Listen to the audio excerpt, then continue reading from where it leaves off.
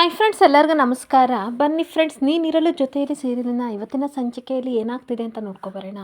ಅದಕ್ಕೂ ಮುಂಚೆ ಯಾರೆಲ್ಲ ನನ್ನ ವಿಡಿಯೋ ನೋಡ್ತಾ ಇದ್ದೀರಾ ಅವರೆಲ್ಲ ಪ್ಲೀಸ್ ಪುಟ್ಟದೊಂದು ಲೈಕ್ ಮಾಡಿ, ಹಾಗೆ ಫಾಲೋ ಮಾಡೋದನ್ನ ಮರಿಬೇಡಿ. ಬನ್ನಿ ಫ್ರೆಂಡ್ಸ್, ಮೊದಲಿಗೆ ಕೃಷ್ಣನ ಹತ್ರ ರಾಧಾ ಹೇಳ್ತಾ ಇರ್ತಾಳೆ, ಟಿ ವಿಲಿ ಇದನ್ನೆಲ್ಲ ನೋಡಿದಾಗ ನಾನು ಇದನ್ನು ಎಕ್ಸ್ಪೀರಿಯೆನ್ಸ್ ಮಾಡಬೇಕಂತ ತುಂಬ ಆಸೆ ಆಗ್ತಿತ್ತು ಅಂತ ಅಂದಾಗ, ಅಷ್ಟೇ ತಾನೇ ಇವಾಗ ನೀನು ಎಕ್ಸ್ಪೀರಿಯೆನ್ಸ್ ಮಾಡು ಅಂತ ಕೃಷ್ಣ ಹೇಳ್ತಿರ್ಬೇಕಾದ್ರೆ, ನನಗೆ ಯಾವ ರೀತಿ ಯೂಸ್ ಮಾಡಬೇಕಂತ ಗೊತ್ತಿಲ್ಲ ಅಂದಾಗ, ಅಷ್ಟೇ ತಾನೇ ಮುಜುಗರ ಏನಕ್ಕೆ ಪಡ್ತೀಯಾ, ನಾನು ಹೇಳ್ಕೊತೀನಿ ಬಾ ಅಂತ ಶವರ್ ಹತ್ರ ಹೋಗ್ತಾನೆ. ಹೋಗ್ಬಿಟ್ಟು ನಾಟ್ನ ನಾವು ಓಪನ್ ಮಾಡಿದರೆ ಪೈಪಲ್ಲಿ ನೀರು ಬರುತ್ತೆ, ಹಾಗೆ ಈ ಕಡೆ ಸೈಡ್ ಟರ್ನ್ ಮಾಡಿದರೆ ಹ್ಯಾಂಡ್ ಪೈಪಲ್ಲಿ ನೀರು ಬರುತ್ತೆ, ಬಿಸಿನೀರು ಬರುತ್ತೆ, ಕೋಲ್ಡ್ ವಾಟರು ಸಹ ಬರುತ್ತೆ, ಟೆಂಪ್ರೇಚರ್ನು ಸಹ ಸೆಟ್ ಮಾಡ್ಕೋಬೋದು.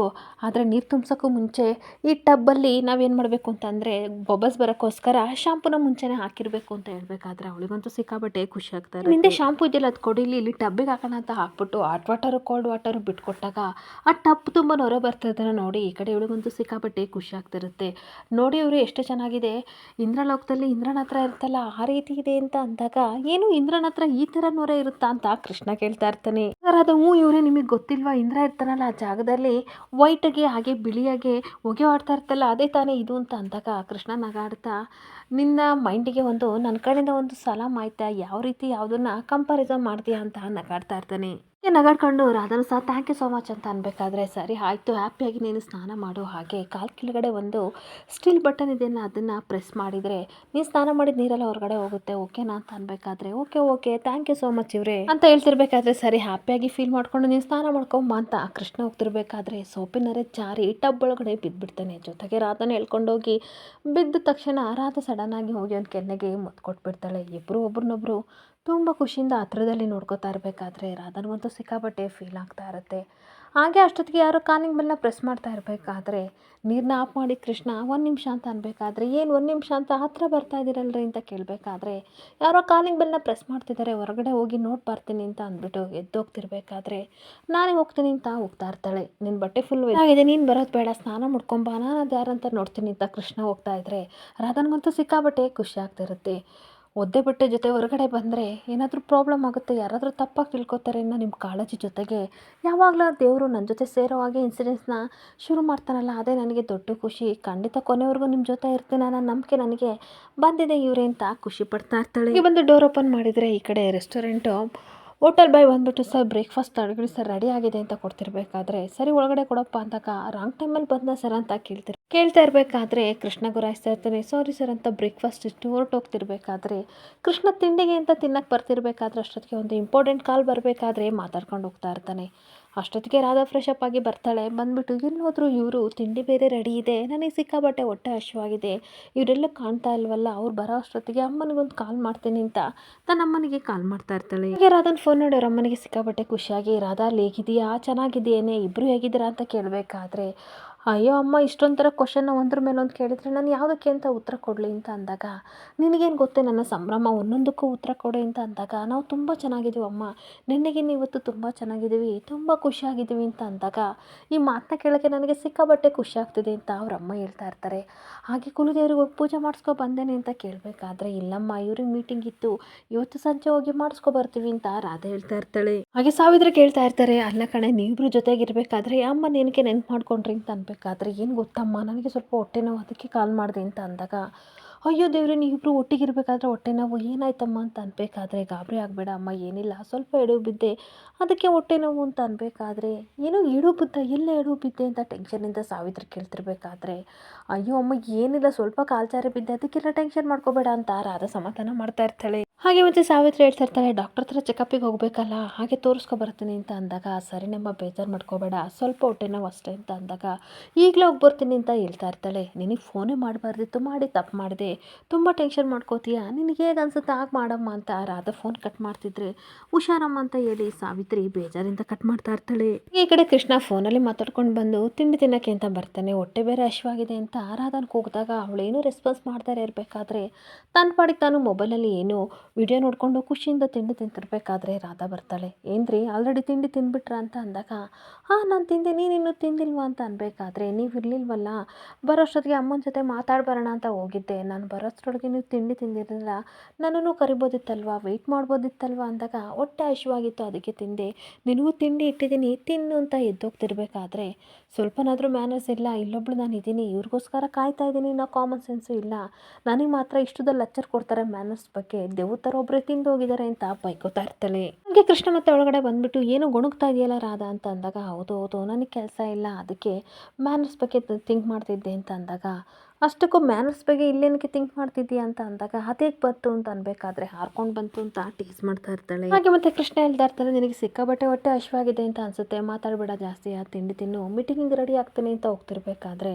ಹೋಗಿ ನಾನು ಇವ್ರ ಹತ್ರ ಮಾತಾಡ್ತಿದ್ದೀನಲ್ಲ, ಸ್ವಲ್ಪನೂ ಫೀಲಿಂಗ್ಸೇ ಇಲ್ಲ, ಇವ್ರ ಹತ್ರ ಬಡ್ಕೊಳ್ಳೋದು ಬದಲು ಸುಮ್ಮನೆ ಇದ್ರೆ ಎಷ್ಟು ವಾಸಿ, ನನಗೆ ಬುದ್ಧಿ ಇಲ್ಲ ಅಂತ ಬೈಕೊಂಡು ತಿಂಡಿ ತಿಂತಾ ಇರ್ತಾಳೆ. ಹಾಗೆ ಒಂದು ಕಡೆ ಮನೇಲಿ ಕೃಷ್ಣ ಮನೆಯವರೆಲ್ಲರೂ ಸಹ ಡೈನಿಂಗ್ ಟೇಬಲಲ್ಲಿ ಕೂತ್ಕೊಂಡು ತಿಂಡಿ ತಿನ್ನಬೇಕಾದ್ರೆ, ಈ ಕಡೆ ಅವ್ರು ಹೇಳ್ತಾ ಇರ್ತಾರೆ, ಮಹಾಲಕ್ಷ್ಮಿ ಊರುಗಳಲ್ಲಿ ತಿಂಡಿಗೆ ಬರಲಿಲ್ಲ ಅಂತ ಅನ್ಬೇಕಾದ್ರೆ, ಏನೋ ಅರ್ಜೆಂಟಾಗಿ ಮೀಟಿಂಗ್ ಇದೆ ಅಂತ ಓದ್ಲು ಅಂತ ಅನ್ಬೇಕಾದ್ರೆ, ಅಷ್ಟೊತ್ತಿಗೆ ಕೃಷ್ಣರನ್ನೇ ಹೇಳ್ತಾ ಇರ್ತಾರೆ, ಹೌದು ಅಪ್ಪ ಅರ್ಜೆಂಟ್ ಮೀಟಿಂಗ್ ಇದೆ, ನನ್ನನ್ನು ಅದಕ್ಕೆ ಬನ್ನಿ ಬೇಗ ಅಂತ ಕರೆದ್ರು, ಅಷ್ಟೊತ್ತಿಗೆ ನಾನೇನೋ ರೆಡಿ ಮಾಡ್ಕೊಡ್ತಿರ್ತೀನಿ, ನೀನು ಬಾ ಅಂತ ಅಂದರು, ನಾನು ತಿಂಡಿ ತಿಂದು ಹೋಗ್ತೀನಿ ಅಂತ ಹೇಳ್ತಾ ಇರ್ತಾನೆ. ಹಾಗೆ ನೀತು ಹೇಳ್ತಿರ್ತಾಳೆ, ಹಾಗಾದರೆ ಜಾಸ್ತಿ ಮಾತಾಡಬೇಡಿ, ಟೈಮ್ ಆಗುತ್ತೆ, ಬೇಗ ಬೇಗ ತಿನ್ನಿ ಅಂತ ಅಂದಾಗ, ಮತ್ತೆ ನನ್ನನ್ನೇ ಕ್ವಶನ್ ಮಾಡ್ತೀಯಾ, ಬೇಗ ಬೇಗ ತಿಂಡಿ ಹಾಕು ನಾನು ತಿಂತೀನಿ ಅಂತ ಅಂದಾಗ, ನೀತು ತುಂಬ ಪ್ರೀತಿಯಿಂದ ತನ್ನ ಗಂಡನಿಗೆ ಸಿಕ್ಕಾಬಟ್ಟೆ ತಿಂಡಿ ಹಾಕ್ತಿರ್ಬೇಕಾದ್ರೆ, ಸಾಕು ಸಾಕು ಅತ್ತೆ ಸೊಸೆ ಸೇರಿಕೊಂಡು ಸಿಕ್ಕಾಬಟ್ಟೆ ನನಗೆ ತಿನ್ನಿಸ್ಬಿಡ್ತೀರಾ, ನಾನು ಡಯಟಲ್ಲಿ ಇರಬೇಕಪ್ಪ ಅಂತ ಟೀಸ್ ಮಾಡ್ತಿರ್ಬೇಕಾದ್ರೆ, ಹಾಗೆ ತಲೆ ಸುತ್ತಂಗೆ ಹೋಗಿ ಸಡನ್ನಾಗಿ ವಾಮಿಟ್ ಮಾಡ್ತಾ ಇರ್ತಾಳೆ. ನೀತು ವಾಮಿಟ್ ಮಾಡಿದ್ರೆ ನೋಡಿ ಈ ಕಡೆ ಮನೆಯವ್ರಿಗೆಲ್ಲರಿಗೂ ಟೆನ್ಷನ್ ಆಗ್ತಿರ್ಬೇಕಾದ್ರೆ, ಮಹಾಲಕ್ಷ್ಮಿ ಎದ್ದೋಗಿ ಏನಾಯ್ತಮ್ಮ ಅಂತ ಕೇಳಬೇಕಾದ್ರೆ, ನೀತು ಗಂಡ ಹೇಳ್ತಾ ಇರ್ತಾನೆ, ನೋಡಮ್ಮ ಮಾವಿನಹಣ್ಣು ಜಾಸ್ತಿ ತಿನ್ನಬೇಡ, ಪಿತ್ತ ಆಗುತ್ತೆ ಅಂತ ಹೇಳಿದ್ರೆ ನನ್ನ ಮಾತು ಕೇಳಲಿಲ್ಲ, ಇವಾಗ ನೋಡು ತಿಂದು ಯಾವ ರೀತಿ ಹಾಡ್ತಿದ್ದಾಳೆ ಅಂತ ಅನ್ಬೇಕಾದ್ರೆ, ಮಾವ ಹೇಳ್ತಾ ಇರ್ತಾರೆ, ಪಿತ್ತಕ್ಕೆ ನಮ್ಮ ಆಯುರ್ವೇದಿಕ್ಕೆಲ್ಲ ಔಷಧಿ ಇದೆ, ಅದನ್ನು ತಂದು ಕೊಡ್ಲಾ ಅಂತ ಅಂದಾಗ, ನೀತು ಮಾತ್ರ ಒಬ್ಬೊಬ್ಬಳೆ ನಗಾಡ್ತಾ ಇರ್ತಾಳೆ. ಹಾಗೆ ಕೀರ್ತಿ ಹೇಳ್ತಾ ಇರ್ತಾನೆ, ಅಲ್ಲ ನಾವೆಲ್ಲ ಇಷ್ಟು ಟೆನ್ಷನ್ ಆಗಿದ್ರೆ ನೀನು ಯಾಕೆ ಒಬ್ಬಳೆ ನಗಾಡ್ತಿದ್ಯಾ ಅಂತ ಅನ್ಬೇಕಾದ್ರೆ, ಸುಮ್ಮನೆ ಬಾಯಿ ಮುಚ್ಕೊಂಡು ಕೂತ್ಕೊಳ್ಳೋ, ಅದೇನು ಹೇಳ್ತಿಲ್ಲ ಕೇಳೋಣ ಅಂತ ಮಹಾಲಕ್ಷ್ಮಿ ಹೇಳ್ತಿರ್ಬೇಕಾದ್ರೆ, ಅತ್ತೆ ಏನು ಗೊತ್ತಾ 2 ಡೇಸಿಂದ ವಾಮಿಟಿಂಗು ತಲೆ ಸುತ್ತೆಲ್ಲ ಬರ್ತಿದೆ ಅಂತ ಅಂದಾಗ, ಮಹಾಲಕ್ಷ್ಮಿಗಂತೂ ಸಿಕ್ಕಾಬಟ್ಟೆ ಖುಷಿ ಆಗ್ತಿರುತ್ತೆ.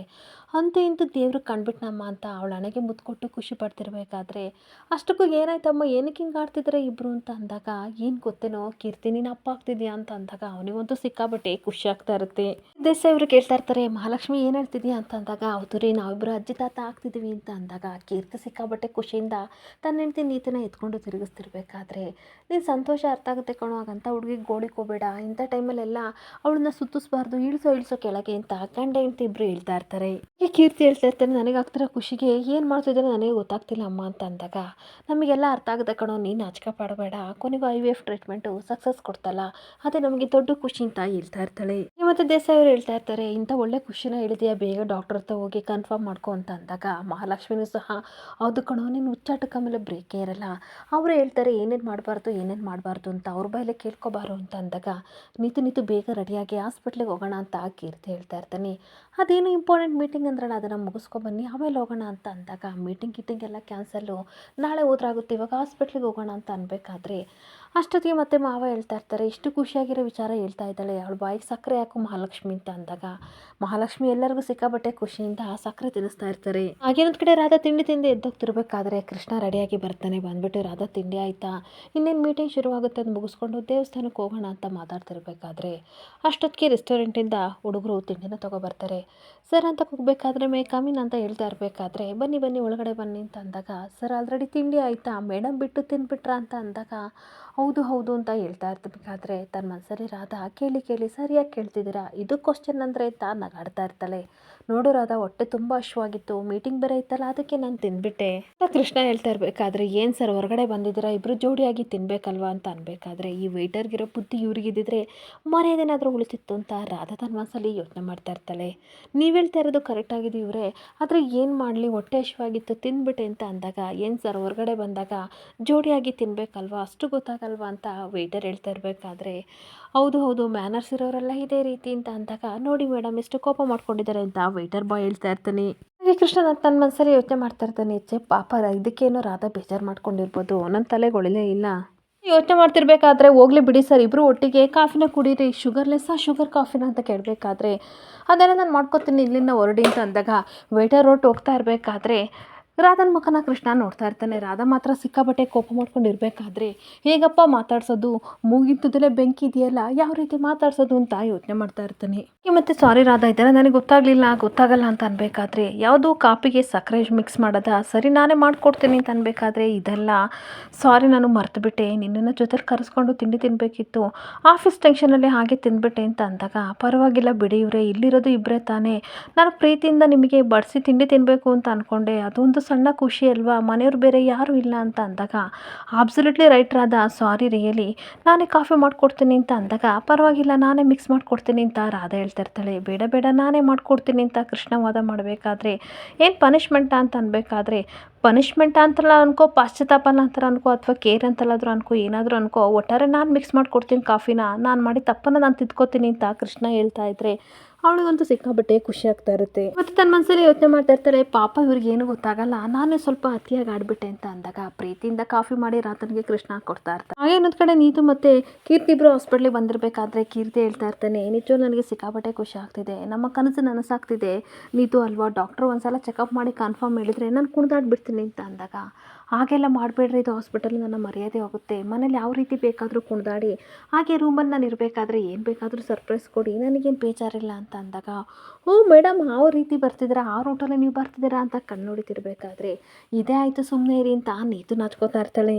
ಡಾಕ್ಟರ್ ಕರಿತಿದ್ದಾರೆ ಬನ್ನಿ ಅಂತ ನರ್ಸ್ ಅಂದಾಗ ಇಬ್ಬರು ಖುಷಿಯಿಂದ ಹೋಗ್ತಿರ್ಬೇಕಾದ್ರೆ, ಹೇಗಿದ್ದೀರಾ ಅಂತ ಡಾಕ್ಟರ್ ಕೇಳ್ತಿರ್ಬೇಕಾದ್ರೆ, ನಾವಿಬ್ಬರು ಸೂಪರ್ ಆಗಿದ್ದೀವಿ, ಪ್ರೆಗ್ನೆನ್ಸಿ ಕನ್ಫರ್ಮ್ ಹೆಂಗೆ ನೋಡ್ಕೊಂಡು ಹೋಗಿ ಬಂದಿದ್ದೀವಿ ಅಂತ ಕೀರ್ತಿ ಹೇಳ್ತಿರ್ಬೇಕಾದ್ರೆ ಇವಳು ನಾಚ್ಕೋತಾ ಇರ್ತಾಳೆ.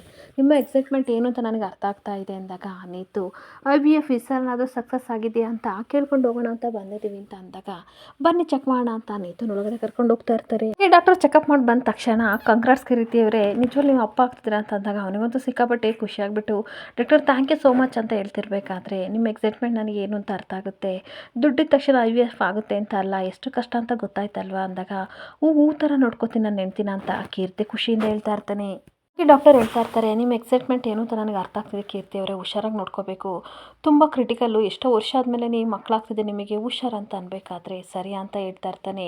15 ಡೇಸ್ ಬಿಟ್ಬಿಟ್ಟು ಚೆಕಪ್ಪಿಗೆ ಬನ್ನಿ, ಬರಬೇಕಾದ್ರೆ ಸ್ವೀಟ್ ಬಾಕ್ಸ್ ತರಬೇಕಂದಾಗ, ಸ್ವೀಟ್ ಬಾಕ್ಸ್ ಏನು, ಸ್ವೀಟ್ ಅಂಗಡಿನೇ ತೊಗೊಬರ್ತೀನಿ, ಕೊಡಿ ಚೆಕಪ್ ಫೈಲ್ ಅಂತ ತಾಂಡು ತುಂಬ ಖುಷಿಯಿಂದ ಮನೆ ಕಡೆ ಕೀರ್ತಿ ಮತ್ತು ನೀತು ಬರ್ತಾ ಇರ್ತಾರೆ. ಇನ್ನೊಂದು ಕಡೆ ಕೃಷ್ಣ ಪ್ರೀತಿಯಿಂದ ಕಾಫಿ ಮಾಡಿ ತಗೋರಾದ ಕುಡಿದು ಹೇಗಿದೆ ಅಂತ ಹೇಳು ಅಂತ ಅಂದಾಗ, ಕಾಫಿ ಕುಡಿದ್ಬಿಟ್ಟು ಸಿಕ್ಕಾಪಟ್ಟೆ ಚೆನ್ನಾಗಿದೆ, ನಿಮ್ಮ ಥರ ಸ್ಟ್ರಾಂಗ್ ಆಗಿದೆ ಅಂತ ಹೇಳ್ತಾ ಇರ್ತಾಳೆ.